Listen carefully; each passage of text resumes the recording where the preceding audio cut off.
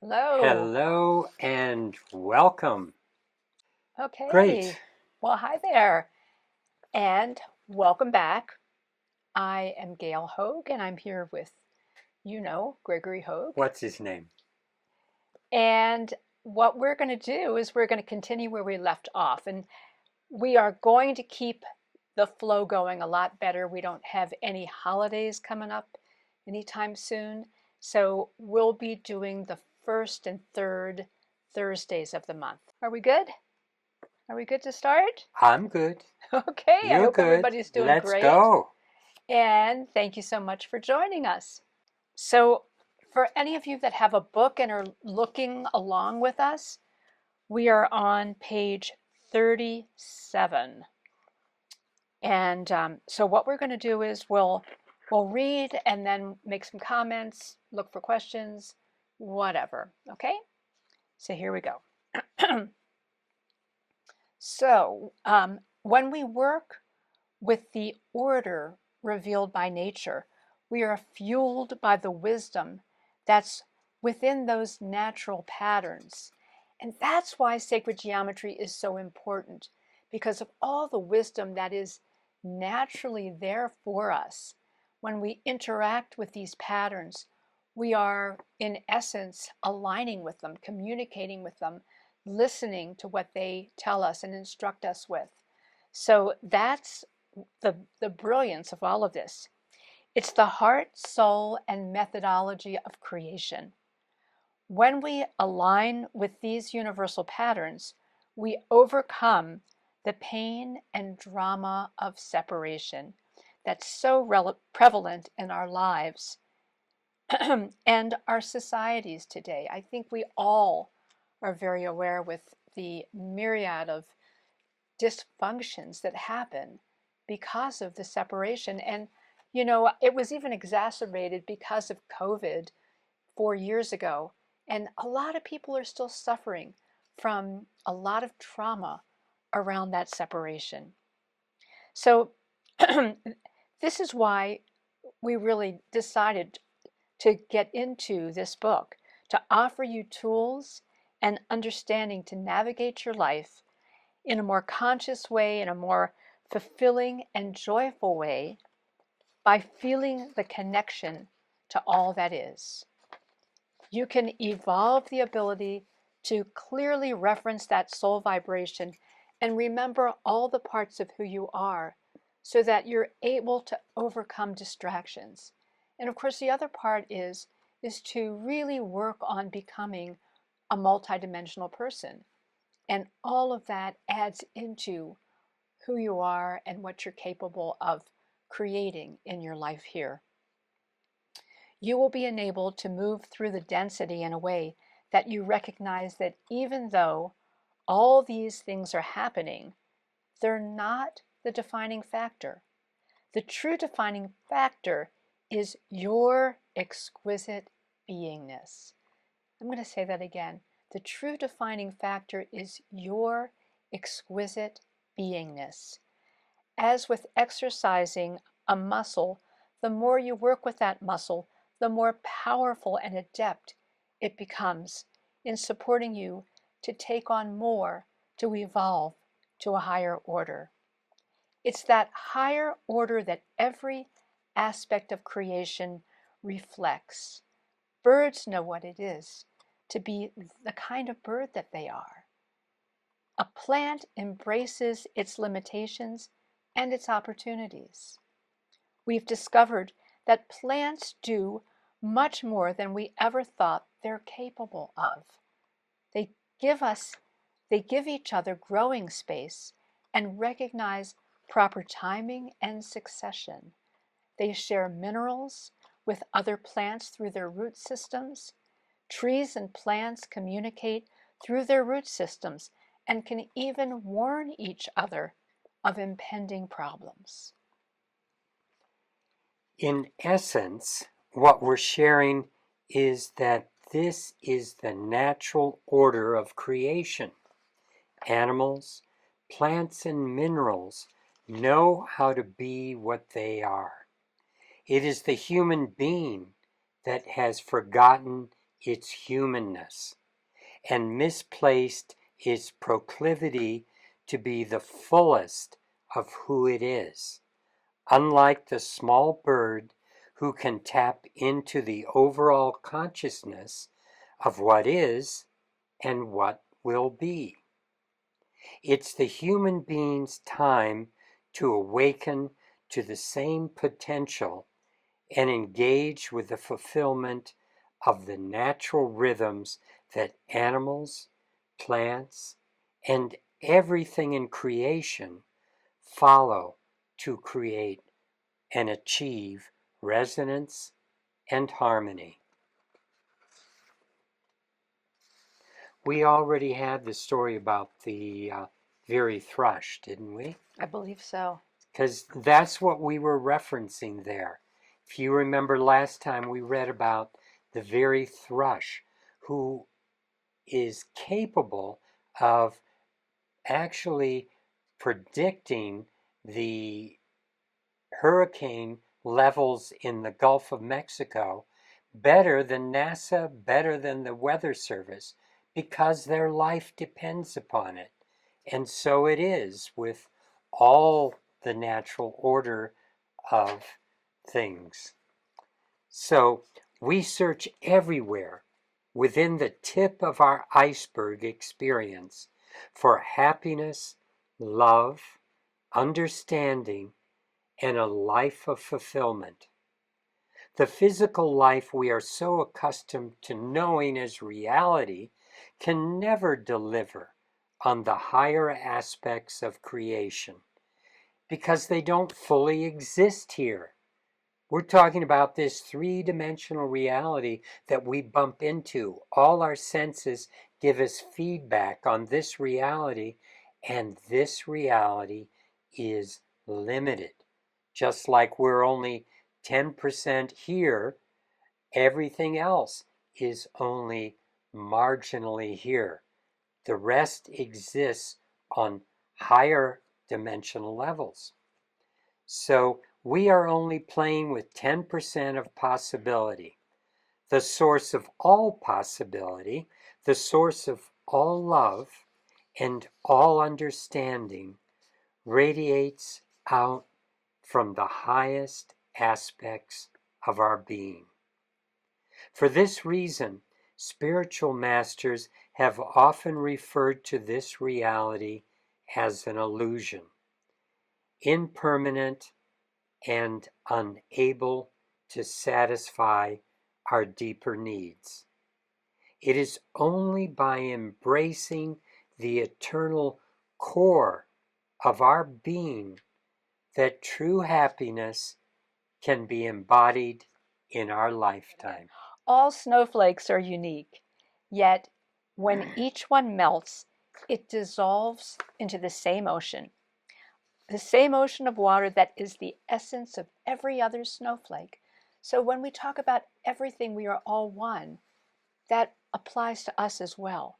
Every human being has a unique physical world expression at the tip of their iceberg reality. However, all of us share the same underlying and expansive multi-dimensional nature. That's what we all share.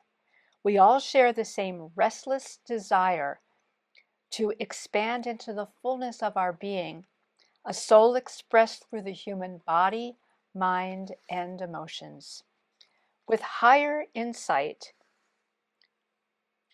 and presence, the challenges and lessons at each dimensional level can be resolved. Energy blockages that had impeded the flow of divine source can be transformed, allowing love to flow into this 3D reality.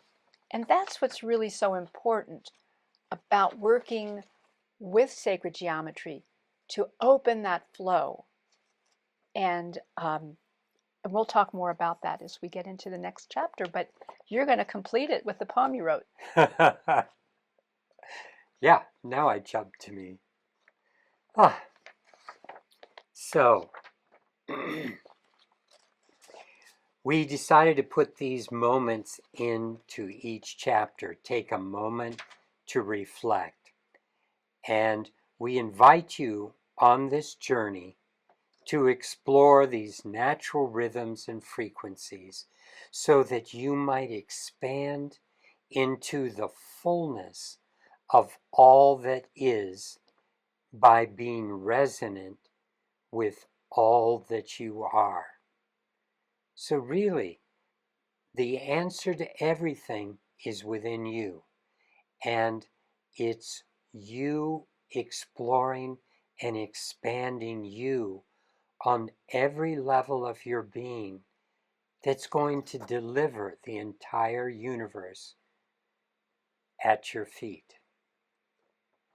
So here's a poem I wrote a number of years ago reflecting this issue. We look at the world and we see many problems. It is all illusion. There is only one problem, unconsciousness, and only one solution, consciousness. The truth is, consciousness doesn't come from the head. It isn't found by thinking and doing. It arises from being, flowing into creation through the heart. And this is our largest opportunity as a human being to open up to as full a level of consciousness as we can. And as our awareness moves to the higher dimensional levels of our being, we can incorporate new ways of seeing, new ways of being. We can envelop our understanding of our emotional body, of our mental body, and draw on that information that is there for all of us, just as the very thrush could discover when to fly home. We can discover how we can make our way home. So, Okay, so let's move into chapter 2, which is what inhibits consciousness. Because that's the dilemma that we live in, is that all of our training and focusing on this physical dimension as the primary way that we orient our lives also puts us into a position of being impinged upon by all of the things that distract us from who we really are. So if consciousness is the unified field, the context for all life, and planted in the very structure of our being, then what can inhibit it? Let's look at this question from the perspective of pure energy. Without movement and flow, there is no life, and biological functions cease. That's called death. When an organism is no longer accepts the intake of energy, its life ends. In other words, every living organism is dependent upon its connection to the field of energy. And that's not something we learned when we were growing up, right? The sun is our major source of energy.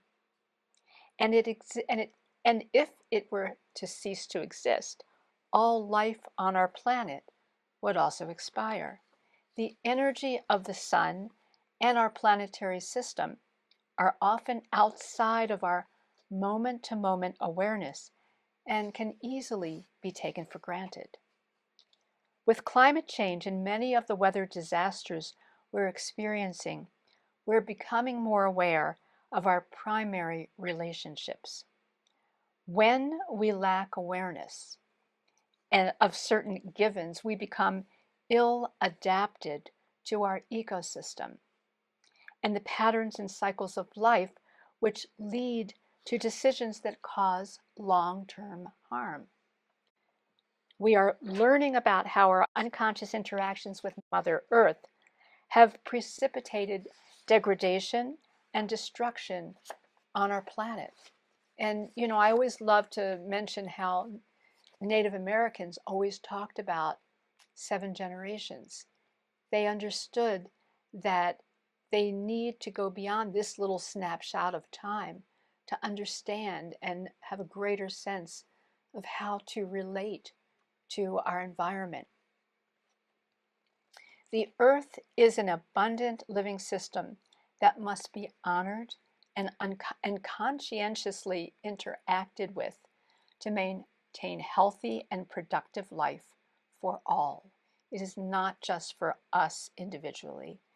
It is strongly dependent upon our consciousness and good flow of energy. When a lake becomes stagnant, it's in breakdown, entering a cycle of death, just as when we make decisions that have detrimental effects on the earth and each other. Energy is infinite and is always in some mode of transformation, always constantly moving toward flow and balance, even if that triggers extreme situations that may not seem like balance at all, and yet, from a higher perspective, indeed it is. This is an important concept to explore. We live in a rural area of northeastern Colorado on land near a small river. In September of 2013, the river had been dry for a number of months, and fire danger was high due to several years of serious drought. We had been praying for much needed rain and were delighted when the moisture finally appeared. We were having dinner with some dear friends and were thrilled to hear and smell the desired rain. When the moisture finally appeared, and the smell also came with that sound, it was a great relief. The rains continued and got stronger. As a matter of fact, there was a weather front that strengthened and stalled over us for days.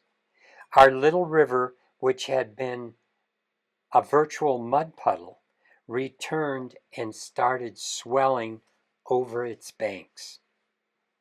In the past, we had seen occasional strong rainy periods produce flooding and were familiar with how the water would spread over the surrounding land, always feeling grateful for the moisture. However, this weather pattern was different. As it strengthened and continued to release large amounts of precipitation, which was highly unusual for this ecosystem that we're living in, the mountains and canyons above us were receiving unprecedented amounts of rain as well.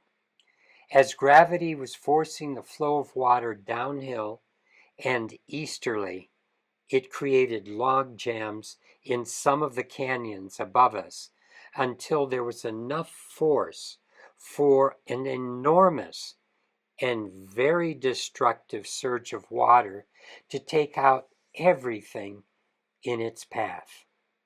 Huge amounts of land, trees, and even homes were swept away by the violent force of the water we had been so happy to welcome back. We watched this shocking 1,000-year flood as it swept away many acres of our land and closed in on our home site. We realized we were witnessing the forces of creation, and it called us to be present in each moment and take appropriate action, such as get the children, animals, and important things into the car and drive to our closest neighbor's home who was not in harm's way. We were at the mercy of nature and had no idea where this was leading us. It was amazing. It was it was quite a time, wasn't it? It literally came to within 1 foot of our driveway pad, and it left a cliff that went down 30 feet, almost straight from that point. I mean, there are cracks in all the cement coming up to our house because even though we backfilled with hundreds of thousands of tons of riprap, I mean, Rock. yeah, riprap is rock. I mean, heavy, large boulders. Um, our neighbor runs a quarry, and he couldn't get out and take care of anyone else. So he was happy to have our business and had large trucks bringing truckload after truckload. And then we had another person work for a month during the winter, bringing up truckloads of rock and putting it along the banks.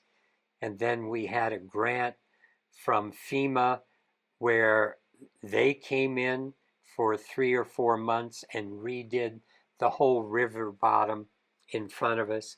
Totally changed our reality. And yet, our experience was one of, it was in many ways exciting and different. I loved the quiet I was experiencing. I loved the paradigm shift. I looked out from my house, looked out of every window. Every time we came out the door, we had a whole new reality to look at. And now, after 11 years, it's filling in with a lot of green, a lot of trees, and ponds we've built, and it's become more beautiful than ever. And probably healthier than it was before as well. And So, yeah, it was really interesting because one of the things that occurred to me as we were going through this was, wow, this is amazing to go through this kind of event, because I had kind of thought about how the land sort of like changed more gradually, but this was not gradual. And so there are those kinds of events, and it was really phenomenal to be able to witness that and to be safe too. That's one of the things that was a tremendous blessing, that we were safe, and our home itself was not destroyed. We lost our infrastructure. We didn't have any plumbing, septic system, water, electricity, propane, any of those things that we love to rely on. However, the house itself was was untouched. So that was pretty amazing. so bottom line, we didn't get into freak out. We just got into what do we need to do to get it back in shape. Yeah. And with a couple of neighbors who couldn't go out and do other work because the roads were closed, our little town of Lyons was closed down for a month and a half. No infrastructure at all. Our business we had to do from different people's homes, and it was an adventure. It was. It just was what it was. Yeah. Learning to be creative in the moment. And So sure. we had never experienced anything like this. However, because we have maintained our spiritual connections for many years, we were able to stay centered and connected. We sidestepped the fear and reluctance to accept this new reality and looked for creative solutions to move forward. We had been doing a practice before this occurrence using this intention, and this is, I love how universe works. And the intention was, I am grateful for all that is coming. And I remember when I first explored that, I am grateful for all that is coming. It hit me with any issues about control that I have. And I have control issues. And I thought, wow, can I really welcome that? Is that something that's safe? Is it okay? And the more that I sat with it, I realized that it was up to me to come to another understanding that from a level of spirit, all is fine, all is good. And I needed to up my understanding of that. And so we did. So as morning came, we were able to see that our home was still standing. This was after we had gone up the road and stayed the night, or the rest, it was early morning, the rest of that time with the neighbor and our children and dog. And as morning came, we saw that our home was perched on a 30-foot cliff overlooking a very powerful, huge, and swollen river. It was pretty bizarre. We lost the home's infrastructure, driveway, well, septic system, organic garden. I had this fabulous, huge organic garden that still had zucchinis and other things in there and winter squashes and many acres of land. But the home itself was untouched.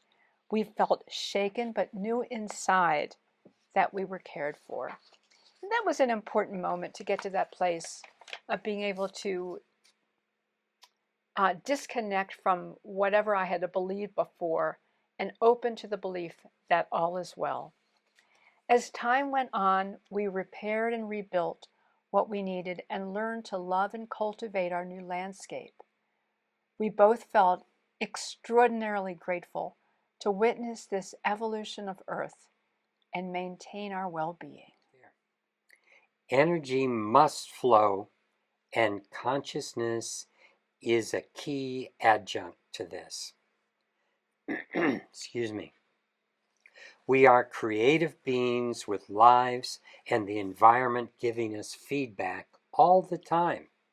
It's up to us to be aware and recognize the serendipity of each moment and choose how we are impacted by the energy. I mean, that literally means that every moment is offering us a fresh opportunity to discover something new. And only when we're totally present can we take advantage of these opportunities.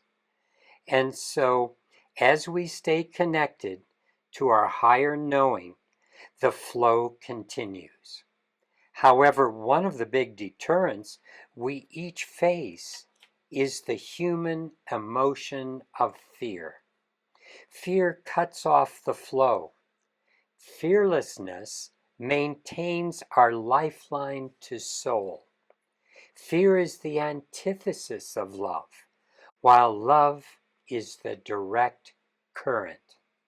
Fear poses the question of whether we are safe and can survive a situation, while love and trust offer us the balance and confidence to make positive decisions. Fear generates the need to control a situation to feel safe. Fear constructs an illusory idea that takes control of us. So literally, we lose control when we allow fear to dominate our awareness. As the story of the flood demonstrated, we cannot control external situations. We can, however, take control of our responses, actions, and perceptions. As we maintained our connection to higher understanding, resolutions appeared. People and situations came forward, and we learned to love our new landscape even more than how it was before. There were many of us who continued to suffer from the fear they experienced and the pain of loss. We stayed centered, present, and recognized which choices served us best. This crisis taught us the value of remaining connected and illuminated how easily fear and disconnection can block higher consciousness. The answers and gifts were outside of our control, beyond what we could see in the physical dimension, and remained in the realms of loving spirit. And I think this is an interesting place that we can segue into something that one of the participants emailed earlier. And it may not totally seem on target, but I'm going to tell you how I think it is. So here's her question was, she wanted to explore how to best let go of any lack and align with what her choice to align with is financial abundance using sacred geometry forms and the pendant. And so what I'd like to say about that is, no matter what it is, whether it's financial abundance, whether it's health, whether it's being safe, being out of harm's way, whatever are the things that are up for us in our lives, it's the same thing over and over again. It's coming back to find our essential connections again and recognizing that there are so many things that we've learned, that we've experienced, that perhaps we've even brought into our lives from past life experience that create a separation, deter us from being able to fully allow for that flow of energy to support our lives in really positive ways. And so that's one of the reasons that we decided to create these tools close to 40 years ago, was to have something that could assist in those essential connections. And the experience that we just talked about with the flood was really significant for us because we looked around. There were so many people, neighbors, other people who had gone through the same thing, and yet their perspective on what was going on and how they were going to keep their head above water was very different from ours. And as long as people wanted to hold on to the way things had been, then there was going to be a problem because there was no way that it could be the way it was any longer. And it's the same thing where, whether it's health, abundance, whatever it is, there's something in our experience, in our memory, in our brain that's harboring, and in our emotions, that's harboring something that wants to stay locked into a particular paradigm. And when we understand how energy is always flowing, then we can become comfortable with letting go of what it is that we've had, not knowing what's going to come next, but knowing that that flow of energy puts us into the flow with divine source. And that's really what happened for us. We got quiet instead of, trying to figure out, oh my gosh, what are we going to do? How are we going to? We got quiet. We took those moments to get centered and really remember the tools that we have and the things that were most important. And we worked from that perspective. And so the same thing, if you're experiencing some issues in your life that are out of balance, that are not flowing for you, then it's your opportunity to get quiet and come into that place from that inner perspective and regain that centeredness again. Regain the knowingness that all is well, that the universe is really here for you. I was taking a walk earlier today, and I was thinking about, as I was looking at all these different rocks and different grasses and flowers and all that, and just went, oh my gosh, this is all created from love. And the more that I engage from that perspective, the more I'm in the flow of that love. And so that's our opportunity, is to take that on. And the pendant, the different tools that we've created, embody those essential ingredients of creation.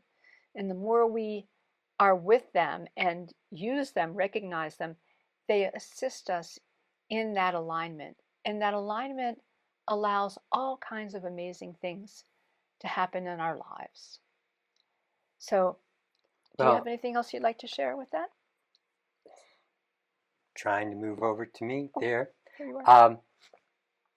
Later on in this chapter, we're going to talk about a number of things that are happening in our environment today that are part of the technology that is supporting us, and yet it is also disconnecting us from higher self, from source. And it's only in that connection that we can be present and be able to be open to the gifts of universe. And that's where the abundance comes from. That's where the love comes from, the joy. All the things we're really wanting come from that connection to higher self, the expansion of the fullness of who we are. And yet there are many things in this reality today, and that's what we're going to be talking more about in this chapter, and discussing what are those things. And certainly our tools are a technology to help overcome the negative aspects of modern technology. So we're going to be discussing that a little bit more right now. Okay. So we've come to understand the cycles of life, seasons, aging, and deterioration, which offer us a perspective of breakdown. And yet, that's the way the physical world is set up. We watch our children grow from newborns to teenagers and adults. We plant trees and gardens in delight as they grow and offer us food and shade before they return to the earth for the next season.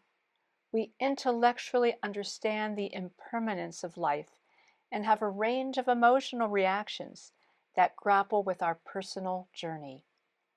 Even though we enjoy celebrating another year circling the sun, it's still challenging and discomforting to look at ourselves in a mirror and see the aging, facial lines appearing along with graying hair and lack of resiliency.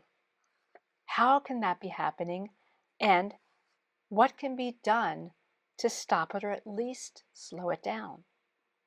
It can happen so gradually that we don't notice, since we're engaged in continuous cycles, watching the signs of physical veneer slowly wearing thin. We understand our mortality, yet accepting the parameters and cycles, watching the signs of I'm sorry, I lost my place. We understand our mortality, yet accepting the parameters and cycles of the physical world can be challenging. The physical world is coded to pass through cycles and break down for its long-term existence. It is the nature of physical life as a unity. Every action corresponds to reactions. To live a functional existence, it is necessary to grow our understanding of the multidimensional levels that all life exists on. When we are more comfortable with our universal connections, we have greater flexibility to navigate life and embrace a perspective that incorporates the wholeness of who we are. Life gives us personal experiences that move us beyond stagnation and into flow. As much as we'd love to hold on to a moment or an era, it's impossible and the opposite of what life's flow is all about. From the soul perspective, we are not here to live a life of controlling and collecting experiences and resources. We are here to participate in this physical realm with deep love, appreciation, compassion, and creative expression. The nature ingrained in each moment offers powerful new signals that can catalyze a stressful reaction when it is interpreted as interrupting something we are familiar with. Stress is often triggered by change and shows that something is no longer functioning optimally or has completed its cycle and is ready for change. Stress can be experienced as a positive or negative occurrence. It's completely up to the individual how it is perceived. Yet stress is another major factor that causes the blockage of energy and breakdown. Even though it is a neutral and natural part of life, most medical professionals designate stress as a leading cause of disease, mental health decline, and dysfunction in relationships.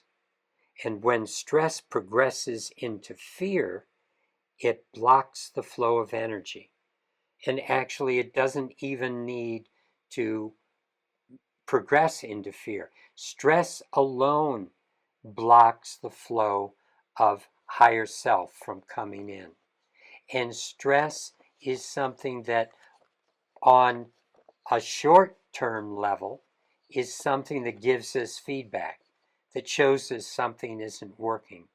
However, if we allow it to play on us, if we repeat the thought in our head of what created the stress again and again without resolution, without moving on, without change, then stress can tear us apart. Then stress has the ability to cause our body to dysfunction and to go into sickness and go into ill health and go into relationship problems. All types of issues come about, and lack of clear thinking come about if we dwell in a place where what stress literally means is the energy is bound up, it's not moving, it's not flowing. And so it's a signal to you to start that flow, connect through the heart, and begin to bring in that higher dimensional energy through your beingness again. Okay. Energy can be blocked and circumvented. Energy can be diverted and redirected. Acupuncture is an effective way to open blocked energy or chi by inserting needles into specific area points on the body. The blockage can have a direct effect on the health and well-being of an individual. Without the flow of energy, life itself will cease to exist. So, the signals are saying energy must move. Things will always change. And we have this creative energy and this connection to higher dimensional ways that make us a player in all this. When we observe the issue as an energetic constriction, it becomes easier to resolve because we're taking a step away from it. We're not being so personally involved. Furthermore, when we recognize the emotional issues and belief systems attached, we can initiate healing that caused this reaction. Becoming more conscious of the cycles prepares us to look for the place of refuge and connection that allow a new perspective to grow. Finding our modes to reconnect spiritually with nature and each other in meditation or other forms of mindfulness give us a path to find our center within the unity of life. And why we are living in why we are living in a system that makes the life force we need so vulnerable. We live in a physical world of impermanence, yet the eternal aspect of our soul is always there as our lifeline. Whenever our lifeline to the divine realm of consciousness is impinged, we are unable to fully connect to the wealth of who we are. Modern life is full of challenges to our health and our well-being, including electromagnetic waves, toxins, and the technologies that we so love that are around us. The social fabric is producing a time of extreme polarity that disrupts families, friendships, and governments. The use of addictive drugs and the suicide rate has grown to alarming proportions. As social media deeply affects the self-esteem of young people, it is evident we are in a state of extreme crisis. The most serious issue we face. What inhibits consciousness is the most serious issue that we face today. In part because we are unaware that it is an issue. That's why I wrote that poem at the end of the last chapter. It's all about consciousness. But that's not a topic of conversation in our daily discourse.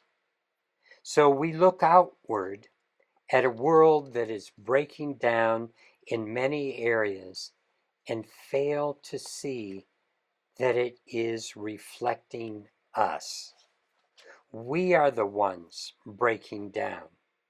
Our physical, emotional, and mental health is being constantly assaulted by the environments we are creating and are becoming more dysfunctional.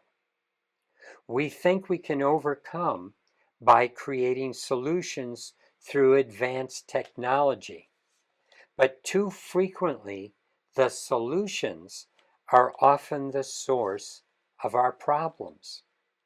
We need a major reset as an intelligent species if we are to survive.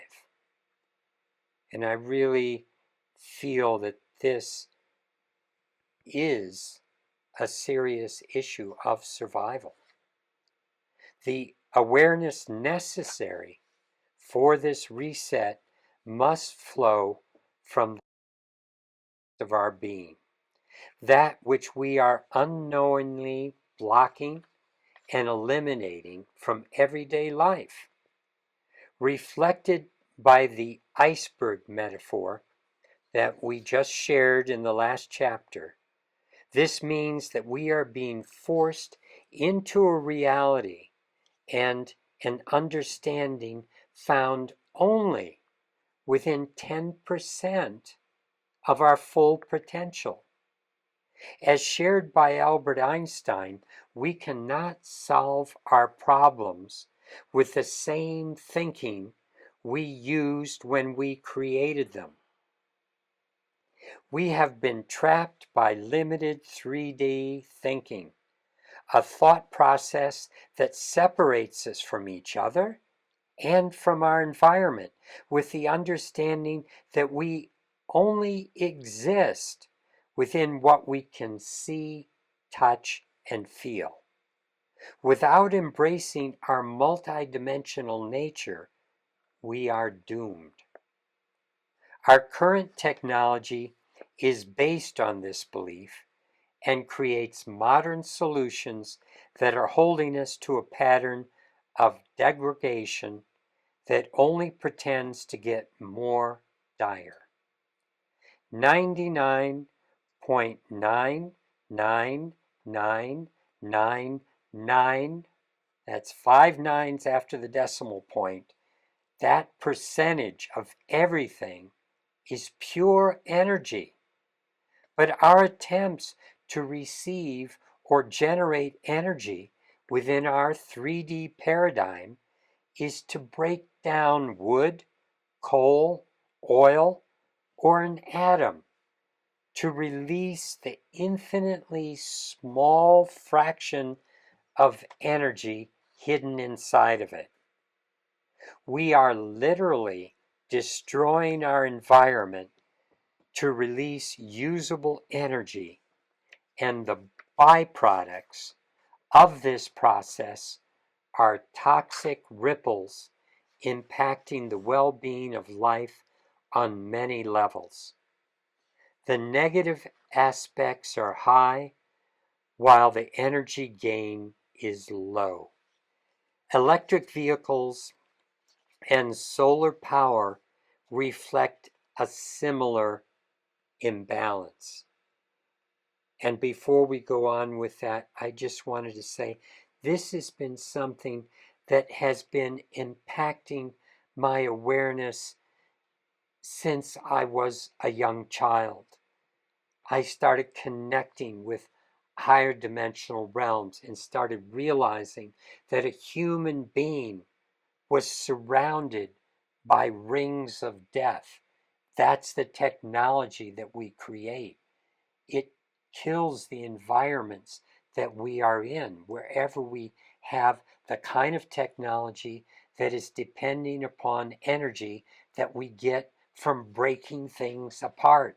We break apart a piece of wood, as I said, coal, atoms, everything that we break down to get energy that exists in this reality is degrading this reality, is defiling this reality.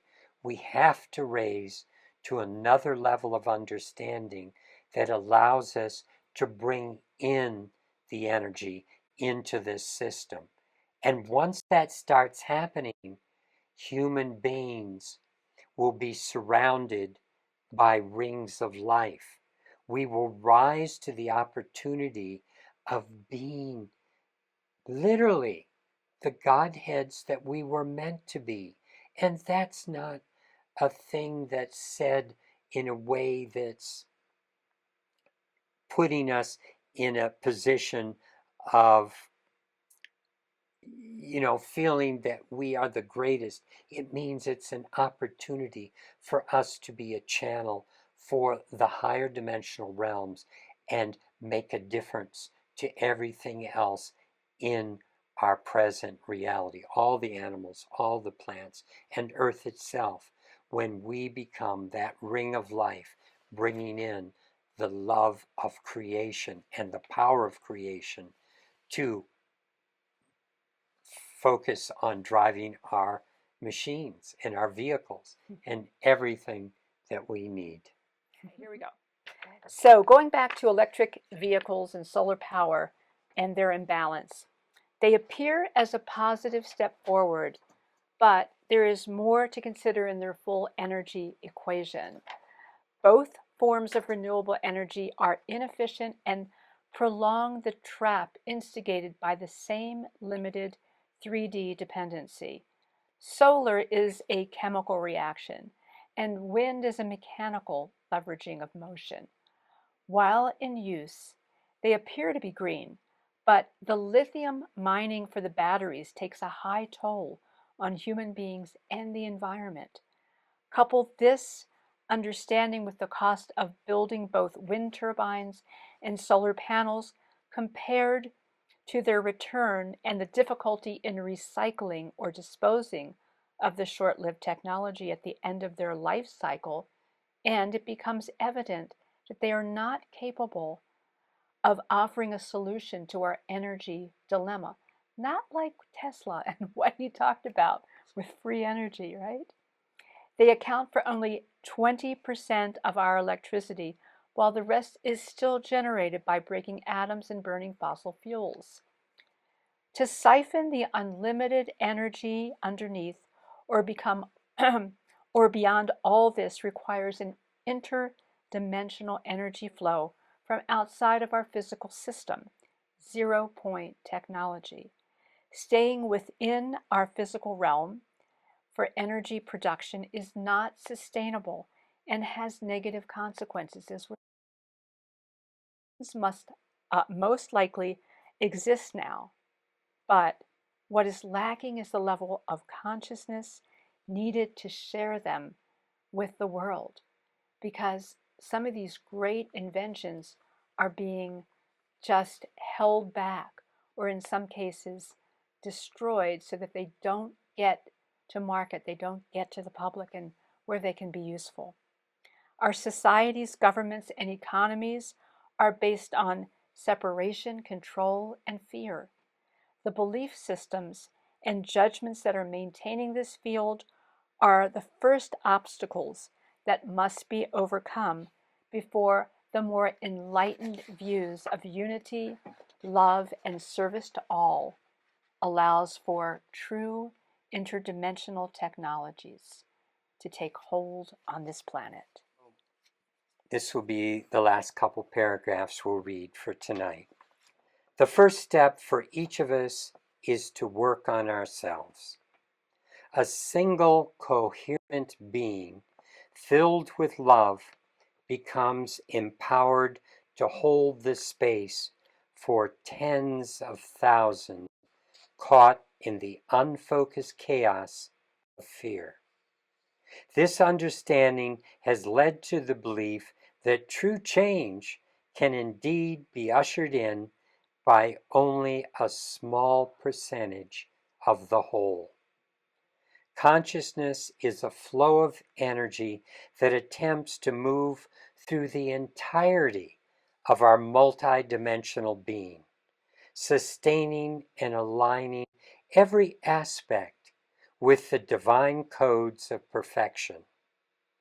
The purpose of the iceberg metaphor was to emphasize the size of our higher dimensional self, which is over 90% of our being, and the fact that soul energy flows through these higher levels first before energizing our physical body.